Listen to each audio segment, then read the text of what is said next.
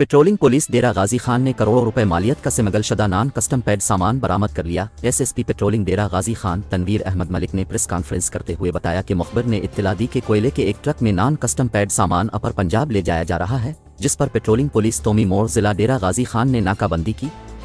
काफी देर बाद मतलूबा ट्रक आया तो उसे रोक कर तलाशी ली गई।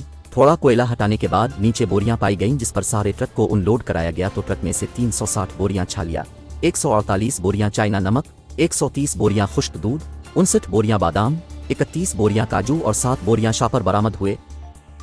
सर डीजी खान में जहां पर ये स्मगलिंग का सिलसिला धड़ल्ले से जारी है, तो इसकी रोकथाम के लिए आज आपने एक बहुत बड़ी कार्रवाई की है, जिसमें ट्रक लदा हुआ सामान का पकड़ा है, जो ममनुआ सामान है। और मजीद आप क्या करने जा रहे हैं, क्या इकदाम किए हैं या क्या हिकमत अमली बनाई है, इसके बारे में तफसीली।